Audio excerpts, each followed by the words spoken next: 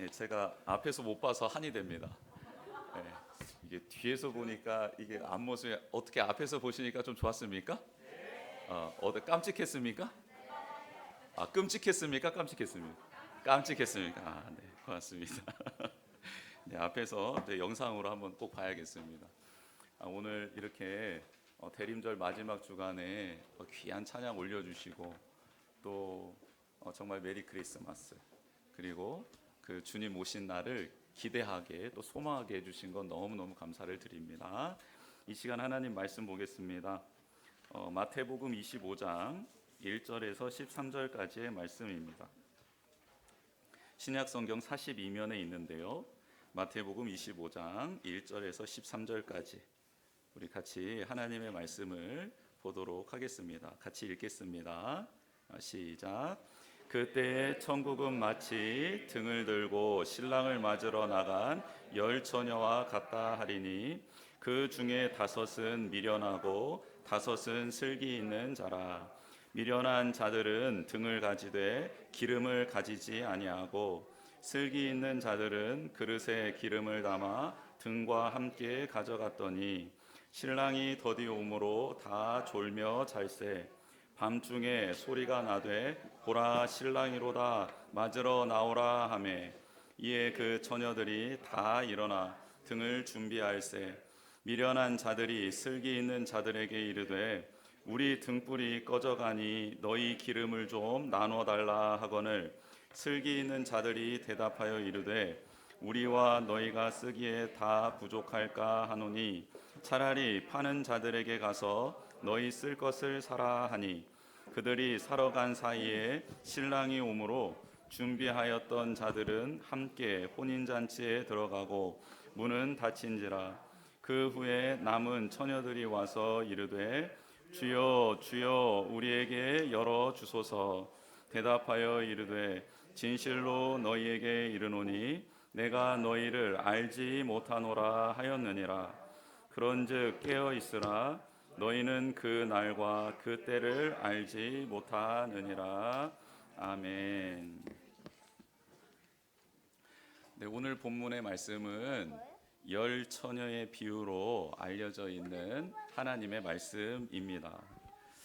이 말씀의 내용을 좀 더 깊이 이해하고 그 뜻을 알고자 하면 마태복음 24장의 후반부에 나와 있는 하나님의 나라가 임할 때에 어떻게 임하는지 또 그 하나님의 나라를 바라보고 있는 사람들이 어떻게 준비해야 되는지에 대한 예수님의 비유 말씀을 보면 오늘 본문이 조금은 더 잘 이해가 됩니다.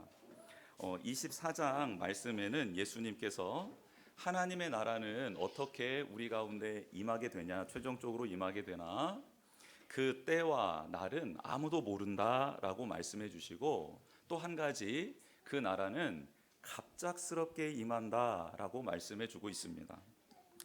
아무도 그 때를 모르고 그 나라는 갑작스럽게 임한다. 그리고 또 하나 반드시 그 나라가 임하는 것을 기다리고 있는 사람들이 알아야 될 사실이 있는데요. 하나님의 나라가 어느 때 임할 줄 모르고 갑자기 임하니까 그 나라를 기다리고 있는 사람은 잘 준비해야 된다라고 말씀해 주셨습니다. 하나님의 나라는 갑자기 임하기 때문에 기다리는 자는 어떻게 해야 된다고요? 잘 준비해야 된다고요. 근데 잘 준비해야 되는데 예수님이 두 가지를 말씀해 주시면서 잘 준비하라 하셨습니다. 첫 번째는 충성스럽게 준비해라. 어떻게 해요? 충성스럽게. 두 번째는 지혜롭게. 그래서 충성스럽고 지혜로운 자세로 그 하나님의 나라 오실 것을 준비해라 라고 말씀해 주셨어요. 여러분, 하나님의 나라를 마태는 천국이라고 이렇게 표현을 하는데요. 이 천국은 하나님이 다스리는 나라를 의미합니다. 하나님의 영광과 위엄으로 가득한 나라예요.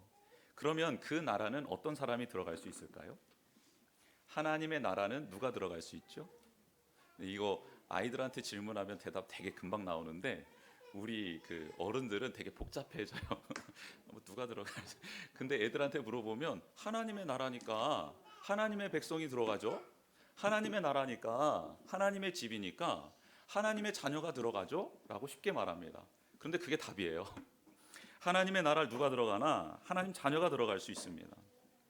이 땅에서 천국을 맛볼 수 있는 사람은 누가 맛볼 수 있나? 하나님의 자녀가 맛볼 수 있는 거예요.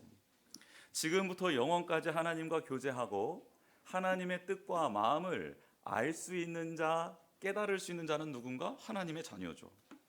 이처럼 우리가 하나님의 자녀가 되는 것 너무너무 중요합니다. 그렇다면 하나님의 자녀는 어떻게 될 수 있을까?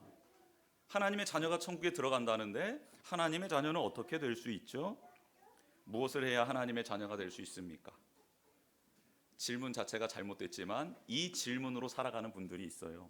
무엇을 해야 하나님의 자녀가 되는 줄 알고 수행을 하는 분들이 있습니다. 도를 닦는 분들이 있어요.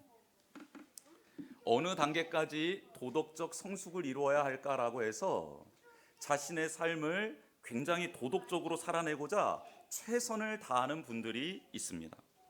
봉사를 해야 하나님의 자녀가 될 줄 알고 그렇게 봉사를 열심히 하며 땀을 흘리는 분들도 있습니다.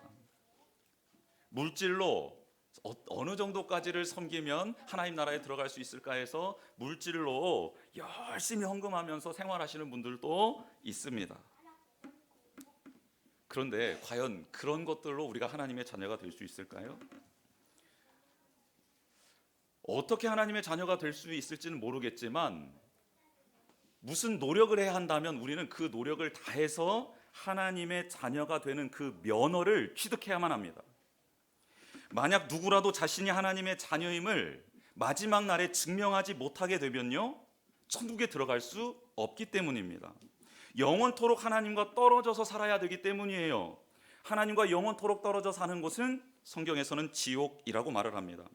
구더기도, 그렇게 불에 약한 구더기도 죽지 않는 불이 타오르는 곳, 죽고 싶어도 죽을 수 없는 곳, 고통과 아픔, 슬픔과 괴로움이 가득한 곳, 그곳에서 영원토록 살아야 하기 때문에 우리는 수단과 방법을 가리지 않고 하나님의 자녀가 되는 그 면허를 취득하기 위해 최선을 다해야 합니다. 만약에 무엇을 해야 한다면 말이죠. 그렇다면 하나님은 어떤 사람을 자녀로 받아주실까요? 우리가 해야 될 것 말고 하나님의 조건을 잘 알아야겠죠. 하나님의 조건은 단 한 가지입니다. 나의 자녀가 되고 싶으냐? 그러면 죄가 없어야 한다라는 게 단 하나의 조건입니다. 여러분, 우리가 죄가 없으면요, 하나님의 자녀가 될 수 있습니다. 그래서 수많은 사람들이 이 죄의 문제를 해결하기 위해서 부단한 방법을 개발하고 노력을 해왔습니다. 죄를 해결하기 위하여 이성적인 사고를 발전시켜 나갔고 철학적인 사고를 통해 이념을 만들어내고 사회 구조와 체제를 만들어내기 시작했습니다. 법도 만들어냈지요. 사회 시스템을 만들어내면 이 안에만 잘 갇혀서 이 뜻대로만 이대로만 한다면 사람들은 죄에서 해방될 수 있을 것이다 라고 말했습니다. 또 한 가지, 과학기술을 발전시켰습니다. 그래서 이 과학기술을 통해 보다 나은 삶을 살아가게 되고 보다 많은 것을 알게 되면 사람은 아는 만큼 성숙해지니까 죄를 짓지 않을 것이다 라고 개발을 하기 시작했던 것이죠. 그런데요, 우리는 알고 있습니다. 그렇게 노력을 하면 할수록 더욱더 사람들은 죄와 가까워졌고 죄가 사라지기는커녕 그 사람들, 우리 세상의 내면을 세상 속으로 더 들어와서 영혼과 삶을 삼켜버리는 죄악된 세상으로 가득하게 되었다는 것을 알고 있습니다. 인간의 노력으로는 도저히 해결할 수 없는 이 죄의 문제를 어떻게 해결해 주셨을까? 하나님은 이 죄 문제 속에 허덕이고 있는 우리를 어떻게 살려주시려고 작정하셨나? 그렇습니다. 너희에게는 답이 없으니 내가 그 답을 제시하겠다라고 하나님이 움직이셨습니다. 그게 바로 독생자 예수 그리스도를 이 땅에 보내주신 것이었습니다. 예수님은 인류의 죄를 사해 주시기 위해 오신 분입니다. 따라해 보겠습니다. 예수님은 인류의 죄를 사해 주시기 위해 오신 분입니다. 이게 예수님의 이름에 담긴 뜻입니다. 예수님이 우리의 필요를 채워주시기 위해 오신 분이 아니고요, 성경은 정확하게, 마태복음은 정확하게 그 첫 장에서 고백하고 있어요.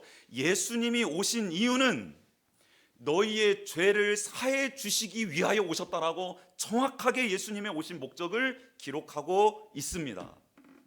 죄의 문제가 해결돼야 우리가 하나님의 자녀가 될 수 있고, 하나님의 자녀가 되어야 하나님의 부요하심을 힘입을 수 있기 때문입니다.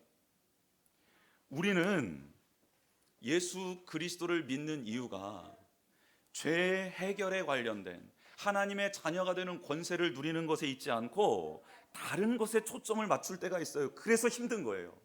그래서 성경이 우리의 마음에 와닿지 않는 거예요. 신앙생활이 고단한 겁니다. 예수님이 우리에게 오신 목적을 정확하게 아셔야 합니다. 그래서 예수님은 우리의 죄를 다 짊어지셨어요. 죄의 대가를 치르십니다. 죄가 없는 분이시기에 죄의 대가를 치르실 수 있었어요. 자격이 있었던 것이죠. 예수님은 우리 죄를 사해 주시기 위해 자신의 생명을 내어주셨고, 그분의 모든 피를, 물을 다 우리에게 내어주셨습니다. 이 사실, 이 진리를 믿고 예수님을 받아들인 자, 예수님만이 나의 죄를 사해 주실 수 있고 참된 생명은 예수님에게만 있습니다라고 고백하고 그분을 영접한 자가 하나님의 자녀가 될 수 있습니다. 하나님은 예수님을 믿고 영접한 자, 그렇게 나아오는 자들을 당신의 자녀로 받아주셨어요. 다른 조건으로는 하나님의 자녀가 될 수 있는 길이 없습니다. 즉 우리는 예수님을 영접하는 자가 되어야 합니다. 예수님을 영접한다라는 것은 입술로만 떠드는 것을 의미하는 게 아닙니다. 종교적으로 예수님을 따르고 있는 것을 의미하지 않습니다. 온전히 전 인격이 변화되는 것을 예수님을 영접했다라고 성경은 말씀하고 있습니다. 예수님은 우리 안에 오셔서 말씀하세요. 그 말씀을 듣게 되고 우리는 그 들은 말씀대로 살아가게 되는 것이죠. 왜요? 예수님이 나를 위해서 생명 주신 분이고 그분이 나의 죄를 사해 주신 분이기 때문에 그 말씀을 온전히 소중히 여기며 순종할 수밖에 없는 것이죠. 예수님이 어떤 분인지 모르고 그분이 무슨 일을 행했는지를 깨닫지 못하는 자는 그래서 그분의 말씀을 가볍게 여깁니다. 그 말씀의 의미를 제대로 해석하지 못하고 자신의 편의에 맞게 말씀을 사용하는 자가 되는 것이죠. 그래서 우리는 말씀을 배워야 하고 말씀을 익혀야 하고 말씀을 묵상해야 합니다. 신학을 공부하고 그 말씀의 배경과 뜻을 먼저 공부하고 학습한 교역자들에게서 도움을 받아야 되는 것이죠. 그래서 예수님은 나를 사랑하는 자, 나의 계명을 지키는 자는 그렇게 나를 사랑하는 자고 나의 계명을 지키는 자가 될 수 있다라고 말씀해 주신 겁니다. 너무 당연한 일이죠. 예수님의 말씀에 순종하다 따라가다 보면 어떻게 됩니까? 예수님을 닮게 되어 있습니다. 예수님은 말씀과 삶이 일치되었던 분이기 때문에 예수님의 말씀을 따라 살다 보면 예수님을 닮게 되어 있습니다. 예수님처럼 행동하게 되고요, 판단하게 되고요, 분별하게 됩니다. 서서히 예수님에게 물들어 가다가 어느새 예수님과 같은 색깔이 되어 있는 것이죠. 하나님은 이렇게 예수님을 믿고 영접함으로 예수님처럼 된 우리를 예수님과 같이 대우해 주십니다. 너무 당연한 거죠. 그래서 그 생명, 예수님을 따라가고 있는 그 성도의 생명과 그리고 그의 삶을 하나님이 친히 보호해 주십니다. 생명수를 공급해 주시고요, 생명의 과실을 먹여 주시고요, 하나님의 나라의 은혜의 창고를 열어 주셔서 신령한 복, 기름진 복을 우리에게 내려 주십니다. 구워 사는 자가 아니라 넉넉하게 구워주며 사는 자로 우리를 이 땅에서 천국을 맛보는 자로 살게 해주신다라는 겁니다. 열방의 하나님의 사랑과 은혜를 전하는 자가 바로 우리가 되는 것이죠. 이렇게 천국을 이 땅에서부터 맛보아 알게 해주시기 위해 예수님은 이 땅에 오신 거예요. 예수님은 철저하게 준비해서 내려오셨고요, 이 땅에서도 준비하며 살아가신 분이십니다. 예수님은 무엇을 준비하셨고 그리고 우리는 무엇을 준비하면 될까요? 오늘 본문에 천국에 대한 비유가 나오죠. 천국은 하나님의 자녀만 들어가는 곳이다라고 말씀드렸습니다. 성경의 많은 부분에서 예수님을 신랑에 비유하고 교회, 성도들을 신부에 비유합니다. 그런데 오늘 본문은 조금은 특이합니다. 예수님을 신랑으로 비유하는 건 맞았는데 이 교회 성도들을 신부의 들러리로 표현하고 있습니다. 조금은 색다른 부분이긴 하지만 이 부분에 너무 큰 의미를 두지 않았으면 좋겠습니다. 핵심은 다른 곳에 있기 때문입니다. 신랑은 신부가 있는 곳으로 찾아가야 합니다. 신부를 맞아 새로운 가정을 이루는 그것이 당시 유대의 풍습이었기 때문입니다. 신부를 맞이하러 가는 신랑은 이미 신부와 함께할 집과 환경과 모든 것을 다 준비하고 신부를 맞이하러 가는 것이죠.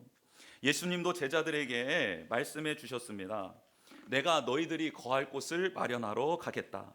그리고 내 집에는 거할 곳이 참 많다. 내가 다시 너희에게 올 터이니 같이 그곳으로 가자 말씀해 주셨습니다. 예수님은 우리를 맞을 준비를 하셨고 그리고 지금도 맞을 준비를 하고 있으십니다. 우리를 데리러 이 땅에 오실 준비를 하고 계신 것이지요. 신랑은 이렇게 모든 준비를 완벽하게 마치고 신부를 맞으러 갑니다. 근데 이때 들러리들이 매우 중요한 역할을 했습니다. 그게 무엇이냐면 신랑이 항상 저녁 때쯤 신부를 데리러 오는데 그 길을 비추어 신랑이 신부가 있는 곳으로 잘 갈 수 있도록 인도해주고 인도해줄 뿐만 아니라 신부 옆, 신랑 옆에 같이 혼인자체에 참여해서 그들과 함께 기뻐하는 일이 이 들러리들이 해야 되는 일이었기 때문입니다. 신랑 신부가 행복해하는 것을 나의 기쁨으로 여기고 그들과 함께 울고 함께 우는 자가 되어줬던 것이 바로 이 들러리들이었던 것이죠. 그런데 문제가 발생해요.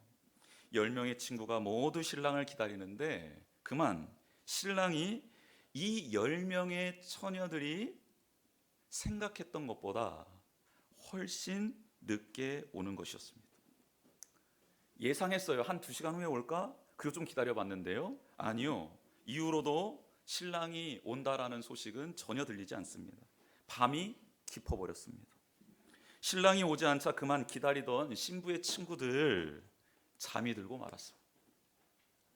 여러분, 우리도 지금 신랑 되신 예수님을 기다리고 있는데 언제 오실지 몰라서 기다리다가 이렇게 열처녀와 같이 잠들 때가 있지 않습니까? 기다리는 마음, 사모하는 마음은 굴뚝 같아요.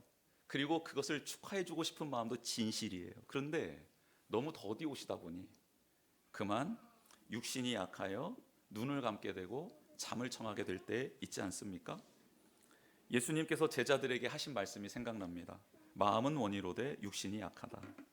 예수님은 제자들이 겟세마네 동산에서 본인과 같은 마음으로 기도해 주기를 원하셔서 제자들을 데리고 가셨죠. 같이 기도하자. 깨어 있어라. 나의 마음으로 너희들도 좀 기도해 다오 하고 제자들을 데려가셨는데 그만 그들은 너무나도 육신이 피곤해서 잠이 들어버렸습니다.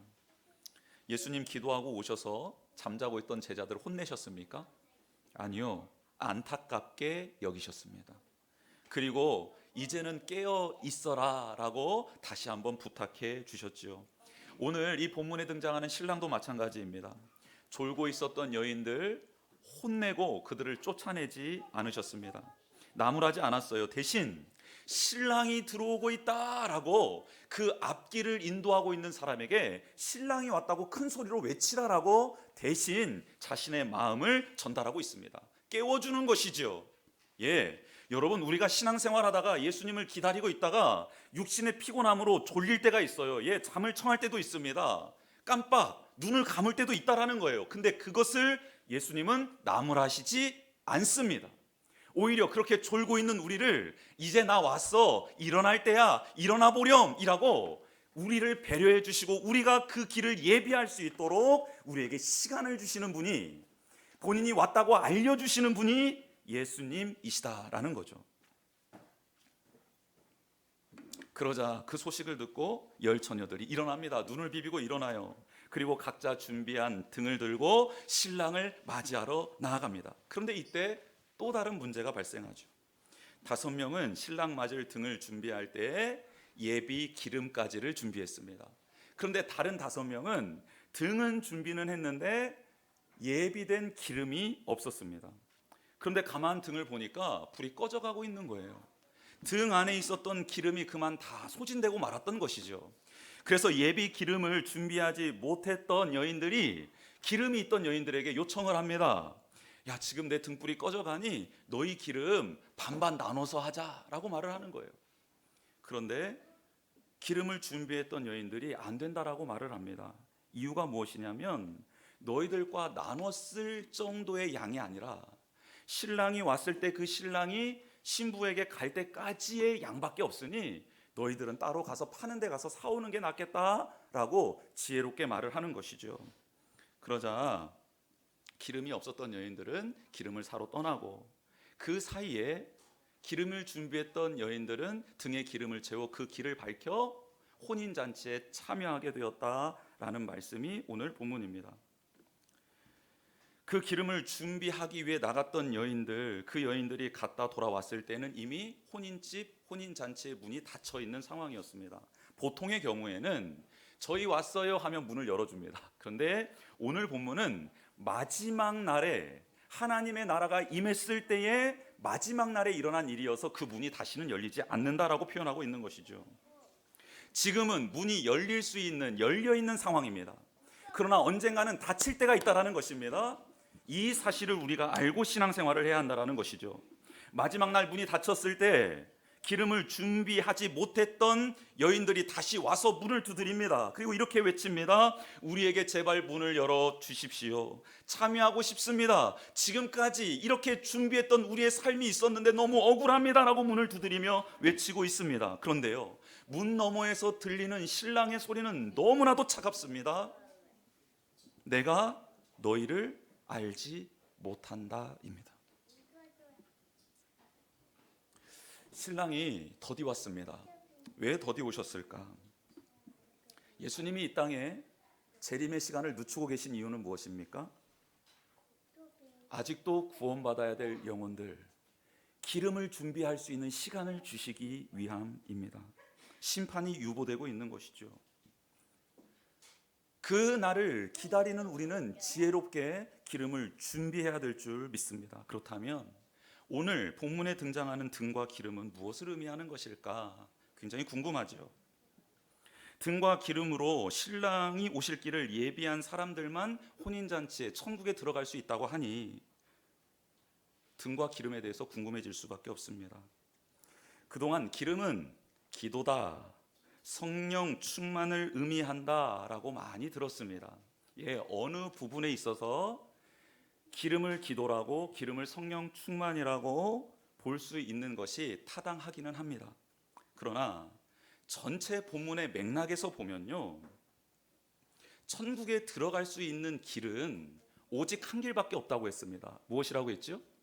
하나님의 자녀가 되기 위해서는 무엇을 해야 된다고 했죠? 예수 그리스도를 믿는 것밖에 없다고 했습니다. 그렇다면 이 등과 기름은 예수 그리스도를 믿는 우리의 믿음에 대한 말씀이라는 것이 조금 더 본문의 해석을 정확하게 볼 수 있도록 하는 길이 될 것입니다. 즉, 등과 기름은 예수님을 영접한 사람의 종교적인 모습과 그의 삶의 모습을 의미한다라고 볼 수 있겠습니다. 모든 여인은 등을 준비했습니다. 겉모습, 겉으로는 모두가 다 예수님을 기다리는 종교인들이었다라는 것이죠. 신랑 준비, 맞을 준비를 하고 있었습니다. 그런데 실제 등에 필요한 기름이 준비되었느냐, 이 문제는 다른 문제였다라는 것입니다. 예수님이 이렇게 말씀하신 적이 있습니다. 나더러 주여 주여 하는 자마다 다 천국에 들어가는 것이 아니다. 아버지의 뜻대로 행하는 자라야 들어갈 수 있다라고 말씀해 주셨습니다. 기름은 예수 그리스도를 영접한 사람들의 거룩한 삶을 의미합니다. 종교적으로 드러나는 삶, 모습 말고 나의 삶 속에서 일어나고 있는 실제적인 일들, 그 모습들이 바로 기름이라고 볼 수 있겠습니다.